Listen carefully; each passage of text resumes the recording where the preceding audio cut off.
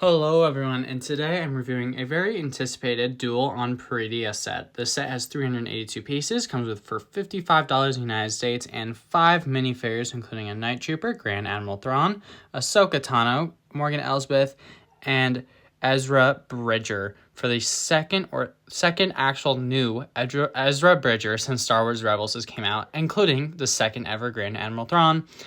And let's honestly just take a look at this set. There's the Chimera Grand Admiral Star Destroyer right up top, which is a very nice detail. And on here, we just have the main playset for $55. We'll see if it's actually worth it. And we can flip the box around, and we can see just some of the play features and more shots of Grand Admiral Thrawn and the other minifigures of this set. So for this set, I wanted to just actually use the set itself for the minifigure stand, which I think works very well. We can take a look at the Night Trooper first, and this one is just a normal Stormtrooper, but has just different printing all around it to make it look like a Night Trooper, which is the different cloth and gold pieces on it. This should have been the Grand Admiral's right-hand man, Enoch, but instead we just got a zombie Stormtrooper, and by a zombie Stormtrooper, all we have to do is lift off this helmet, which was weirdly on, and we can see the Night Trooper face print, and it is a zombie look, and it's honestly such a beautiful detail that they didn't need to add, but they did, and it looks just amazing. The only downside of this is the helmet itself, which I personally don't hate, but is definitely still oversized. Next up, we have Morgan Elsbeth, and this Morgan Elsbeth is very good. She has the new Night Sister print on her face. She has the Sword of Townsend, which is literally just a lightsaber, but it was also in the Clone Wars, and it's a beautiful mold for this. It's the same as the Darksaber mold, and on this set, she actually has normal legs, and she has a secondary print on her face, which is just a more of an angry expression. They're sad to see that she had no green printing on her face, like green eyes or anything, but it's still a very good minifigure. It's exactly the same as the one in the E-Wing versus Shin Hati Starfighter, except for the face and the legs, which are the only difference. Next up, we have Ahsoka Tano, and this one is Ahsoka the White instead of Ahsoka the Gray, which the biggest difference is the time frame in the episodes of Star Wars Ahsoka. And if you watch the show, you'll know what I mean. She just gets more happy, I guess, throughout the show.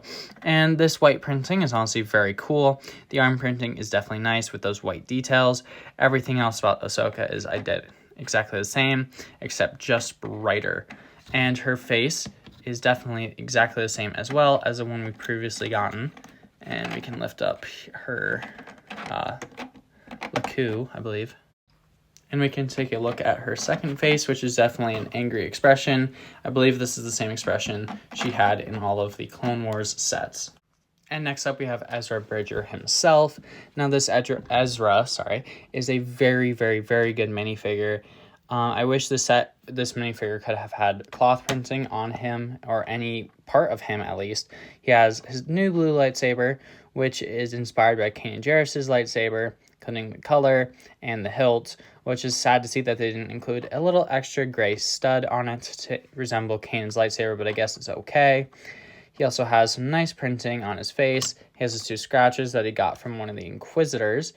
And yeah, it's honestly just a very good Ezra minifigure. You can also take a look at his secondary face with his more angry expression, which this one is very good. I'm trying to figure out my lighting, so sorry.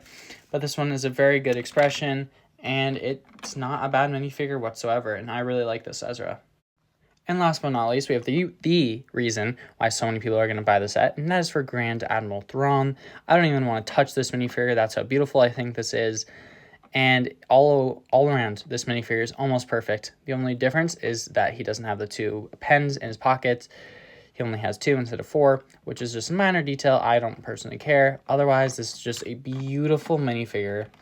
And I'm just so happy that I finally have a Grand Admiral Thrawn in my LEGO Star Wars collection. And I actually got the details on his chest right as well. And it's just a beautiful minifigure to have. And now we can actually take a look at this set itself. Now, this set is very good, except there's a ton of sticker details. Every print you see, it was a separate sticker.